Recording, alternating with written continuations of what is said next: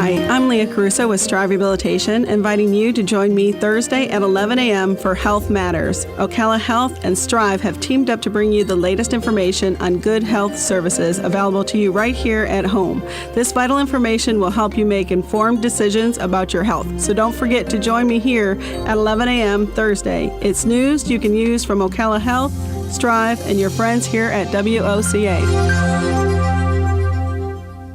We are The Source, WOCA. All right, thank you. 25 minutes before 8 o'clock. Thank you for tuning in this Monday morning. I don't know if you are interested in the temperature, but it's 65 degrees right now.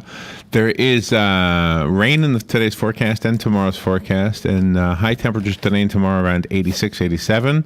High temperatures on Wednesday, 90 degrees. So we reached the 90 mark this week sometime. Could be today, you never know. But there's rain like all week long, or at least a mention of rain. Doesn't necessarily mean a lot of rain. But anyway, so we're done with the winter, and we're into spring, and spring is short-lived in Florida. It becomes summer like overnight, right? Yep, it feels good. Every day feels like a blessing. Felt good, though. In Jervey Gant yesterday, it was just, we have some really great parks around here. Oh, yeah. They're absolutely outstanding. I mean, we really do. All right, so this is the portion of the morning where we do news and commentary. And so let's start with this story out of the Newsweek magazine. Okay. Thought I'd start on something light. Are you ready for this? Yes, I am. Aliens are enormous, science suggests. That's the title, the headline.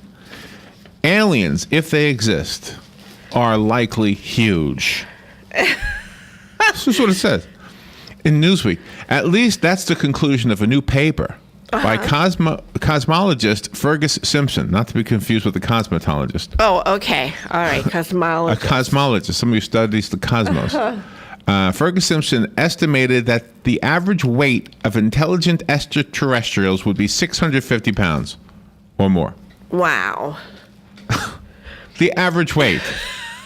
They've been reading too many Edgar Rice Burroughs books, because that's what all his characters were in his sci-fi books of like the 1930s. Gigantic? Yeah. Well, the argument... Yeah, they were gigantic. The scientific argument is based on a mathematical model that assumes organisms on other planets obey the same laws of conservation of energy that we see here on Earth. Namely, that larger animals need more resources and expend more energy, and thus are less abundant. There are many small ants, for example, but far fewer whales and elephants. Okay.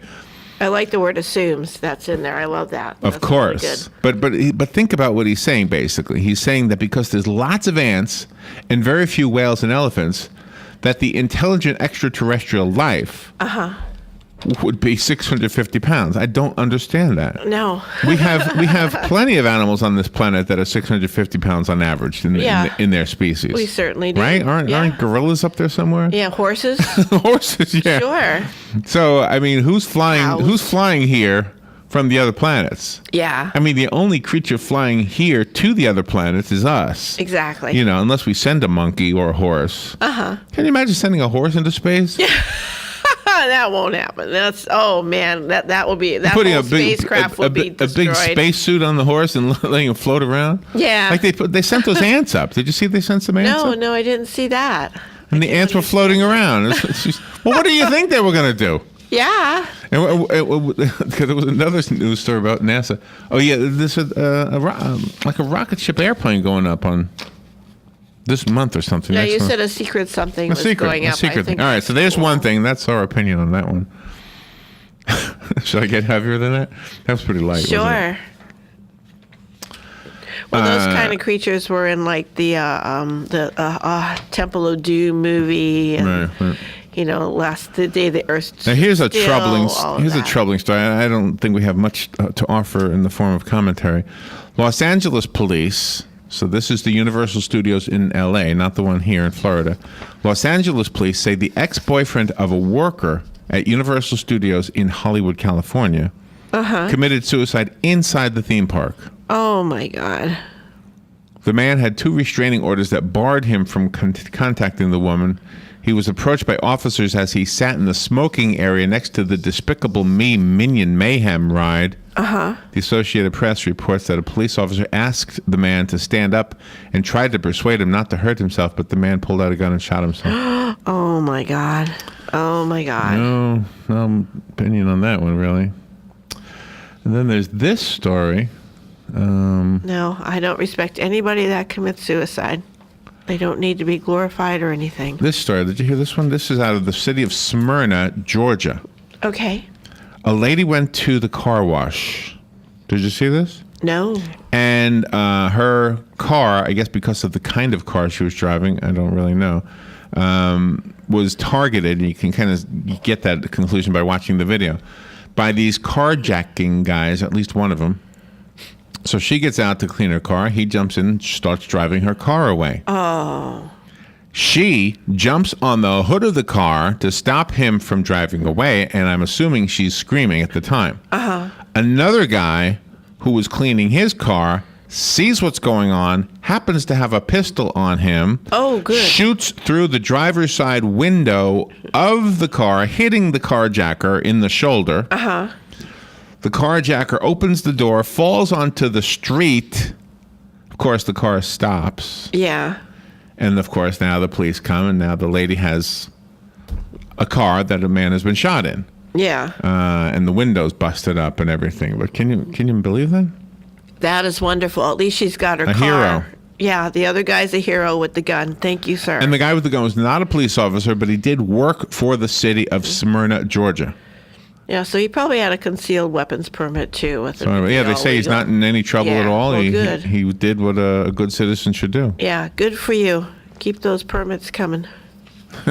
That'll deter Yes, it is, huh? people if they're afraid they're going to get shot. Yeah. You never know. Yesterday in the church we went to, it was expressed that, ISIS is here. They're going to start killing Christians here. And, Yep. and Jews, by the way. They're going to kill anybody they don't like. That's right. And well, there's always been people here who didn't like other people. And that's why the Founding Fathers said you should have a right to bear arms. Exactly. That's why.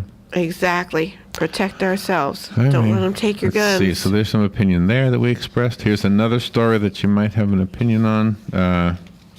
This isn't really an opinion story. This is just a study done by the TomTom company, the people that make our GPS. Oh, okay. The worst congested streets in the world. The worst world for the worst city in the world for traffic is Istanbul, Turkey. Oh, my gosh. Istanbul, Turkey. Wow. Mexico City is second. Rio de Janeiro is third. Moscow, Russia is fourth. There's no city in the U.S. in the top. Oh wait, I take that back. Los Angeles is number 10. Really? Los Angeles in the world is the number 10 worst traffic city in the world. Wow. Isn't that something? Tampa is on the list, but it's way down on the list. Tampa and Orlando. Let me find the one for the U.S. That was the world.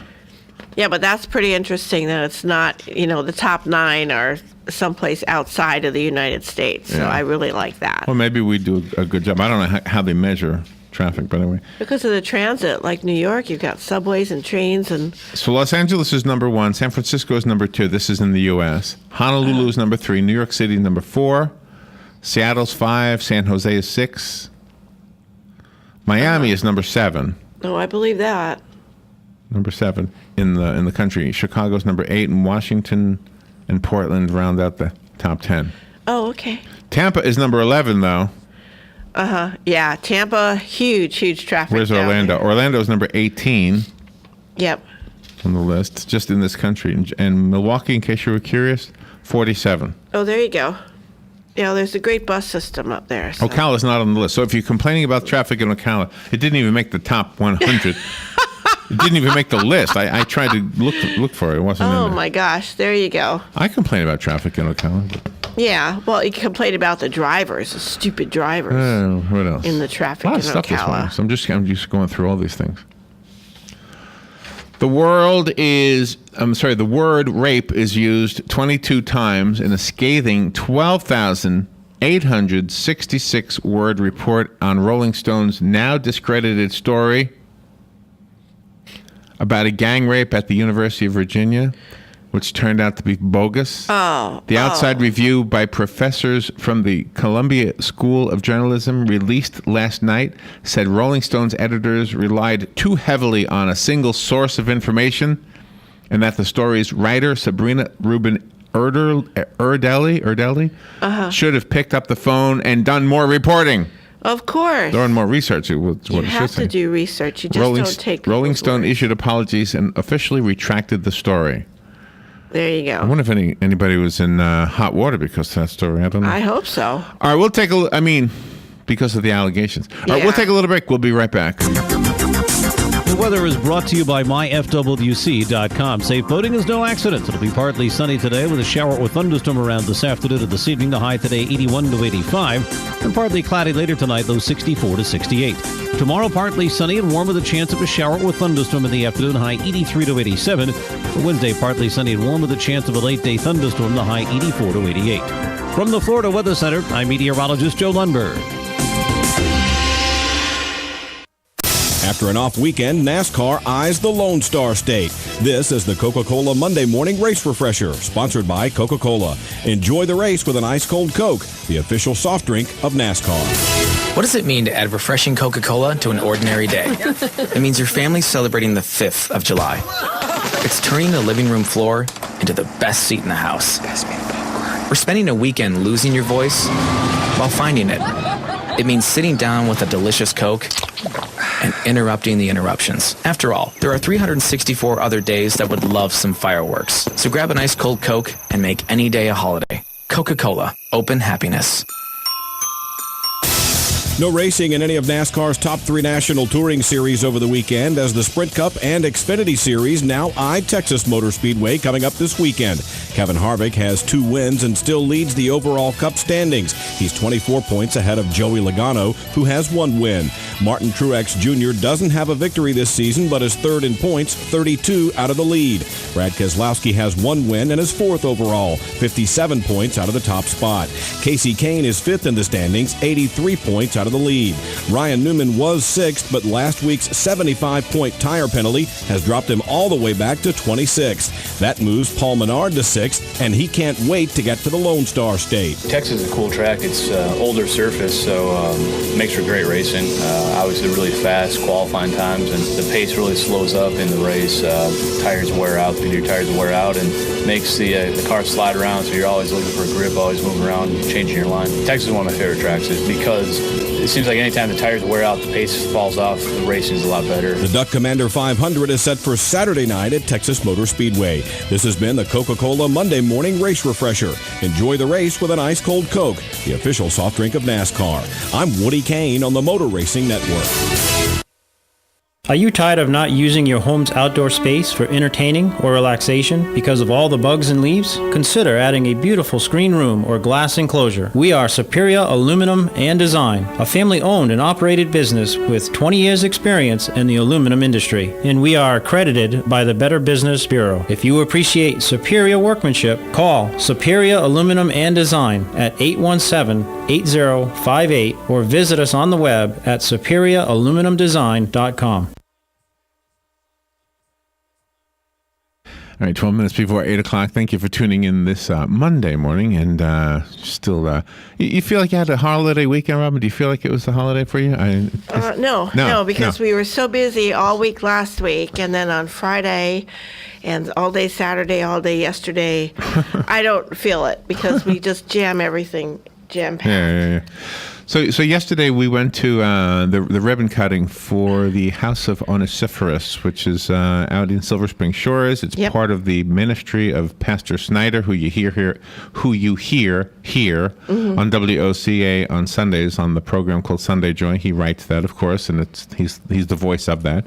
The Family of God Fellowship is his church name. Yeah. So yesterday, he said 7 or 8 years. I can't remember how long ago it was. He and his wife started to make efforts. How do I say this? He began work towards a dream he and his wife had for years and years, even more than 8 years ago. But about 8 years ago, they started to try to raise the money or do whatever they do I know he doesn't raise money the normal way. He's got a different way of raising money. I'm not really sure how. Because he's a church. He's a church, but anyway, so different rules. So they had this vision. He basically said, if I'm against abortion, then I should have something I can do about it.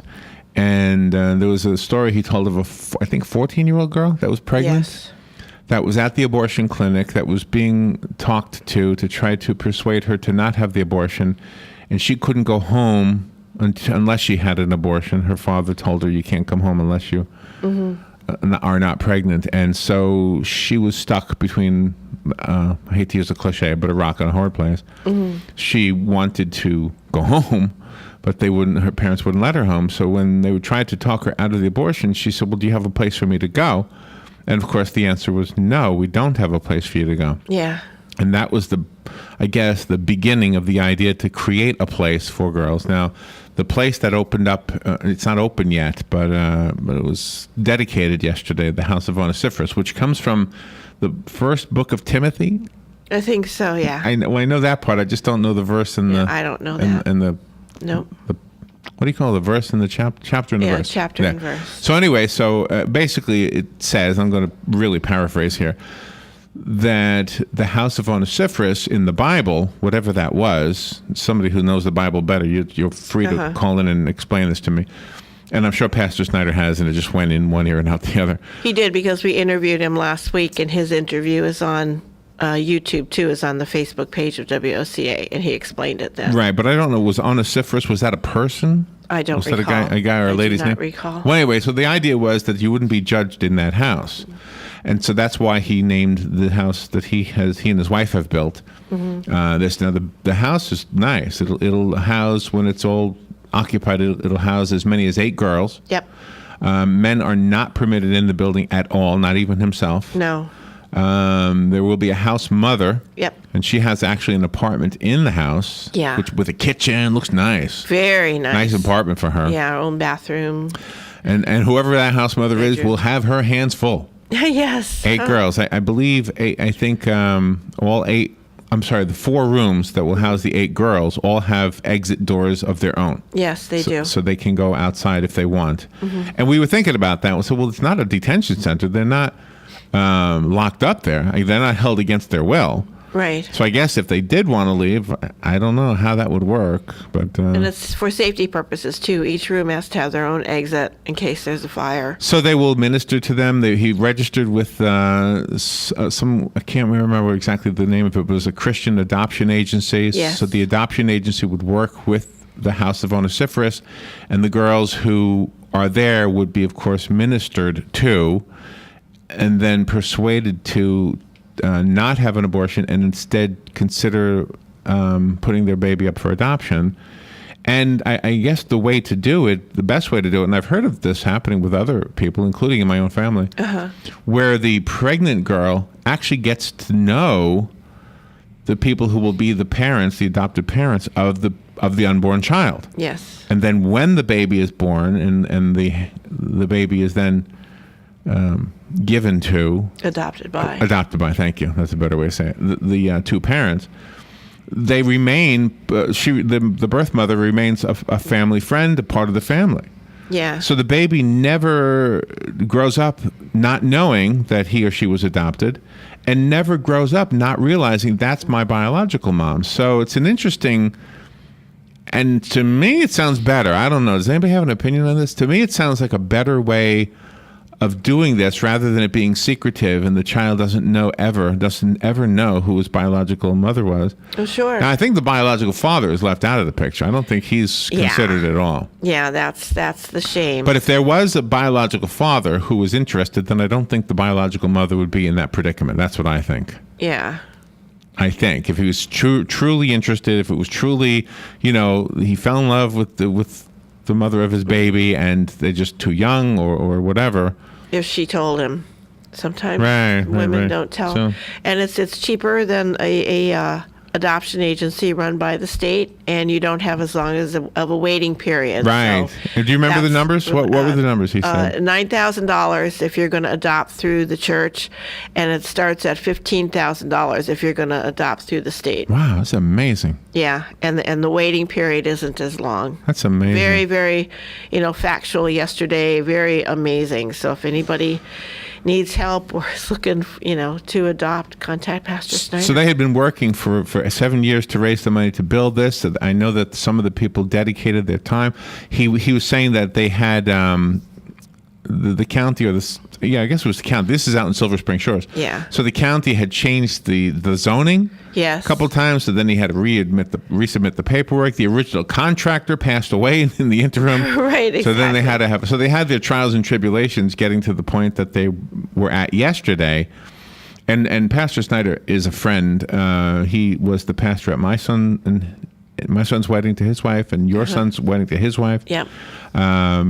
And we've really only been to his church a couple of times. But we've known him for 18 years. We've known him for a long time. He's lived here 20, and we've known him 18. Right. Out of those 20. Because back in the old WTMC days, he started the show that you hear here now. Yes. And he started writing for, what's the paper that he wrote for originally? Out on down 200? Citizen. He still has a column there. Right. But he said, and I never knew this, he now has his column printed in 300 newspapers. Across the United States. That's pretty cool. Yeah. That's very cool. That's pretty cool. So anyway, we did our best to be journalists with video yesterday. Yeah, it was excellently done. You did a great job as always. I videotaped the entire sermon. Yep. Which was long. It was like an hour and a half. Well, there were two sermons, one for Easter Sunday and then one for the House of Onesiphorus. Right. So by the time we were done, my hand was so tired. Next time I bring the tripod. Yeah. And no tax dollars paid for this. These are all donations from private individuals. That's why it took him so long to build it, because he would get the money, and then if he needed blocks, he'd need X number of blocks. He waited till he got X number of dollars before he purchased the blocks. So, and by the way, he's amazing. A little drop in the bucket actually comes from WOCA, maybe to the tune of $25 a month. It's very, very small. Yeah. But the way that happens is here. Let me explain. When Robin and I do an interview with an author, and the author sends us a book or a couple of books, sometimes they send us two, sometimes they send us more than two books. Yeah. Most of you know that when we speak to an author, we will offer the book that was sent to us to you out there, to the listeners. And if you call in for it, then you get it. Sometimes there are two books, and so there's an extra book. And sometimes nobody calls in for a book. Yeah. Sometimes there's 3 or a dozen books. We've had a box full of books sent to us. So anyway, what we've been doing, Pastor Snyder is a very accomplished author, and he knows how to sell books. So we allow him. He picks up the books every 2 weeks, 3 weeks, every month or so. Yeah, about it once a month. Yeah. Yeah, and then he sells them on eBay, and of course they're much cheaper on eBay than they would be, in the stores, in the normal bookstore. Sure. So he takes the books that he gets from us. We pay nothing for them. They are for us to review, so we can talk about them in the air. And then and sometimes there's also the cases where we get books sent to us, but for one reason or another, the author never comes on the air. Yeah. And then we don't even offer those ones on the air because we haven't spoken about it. Well, anyway, so Pastor Snyder or one of his congregation, or lately it's just been his granddaughter, right? Yes. Comes by and picks up the books, and then Pastor Snyder and his wife put them on eBay, and they sell the books. And I think he told me one time it amounts to about $25 a month. Yeah. So it's $25 a month. Whatever that buys is contributed. Whatever that buys toward the house, toward the building. So if you want to see the video, if you go to Facebook and you go to Pastor Snyder's Facebook page is James L. Snyder. And the Facebook page for the church is, what is it called? Family of God Fellowship. Family of God Fellowship? Yep. Yeah, Family of God Fellowship out on Pine Street in Silver Spring Shores. Right. And we have it on the WOCA Facebook page, too. Oh, that's right. That's right. Yeah. Yep. Yeah, and our personal pages. Yeah. So anyway, I just thought I'd share that with you. There was a story this morning about discrimination against the church. Different measuring rods, it says, could come into play when it comes to issues concerning discrimination and religious freedom laws. I guess this is connecting anti-Semitism with Christianity and anti-Catholicism, which I guess is different than anti-Christianity. Yeah. I don't know. Just all this discrimination against people of different religions and different beliefs. That's something we're not supposed to have in this country. No. Unfortunately, we do, but not officially. Yeah. We don't officially have it. It's just people have attitudes. That's the problem with that whole thinking. Exactly. So anyway, I mean, Pastor Snyder makes a really good case, and he's opposed to abortion. If you disagree with that, you certainly can't disagree with his thinking that if you are opposed to abortion, then you should have some kind of an alternative for the girls who are the ones who will ultimately make the decision. Exactly. Some kind of an alternative for them that makes sense to them, that is loving and is not judgmental. Yeah. And I think that's one of the things I walked away from yesterday's experience with. All right, we'll take a little break, and we'll be right back. Galen Unold up next, back from his vacation. Yeah, nice. Broadcasting from the Paddock Mall Studios, this is WOCA, Ocala, Gainesville, The Villages, 1370 AM, 96.3 FM, The Source. News Radio. I'm Pam Puso. Calling it a once-in-a-lifetime opportunity, President Obama is defending the framework nuclear agreement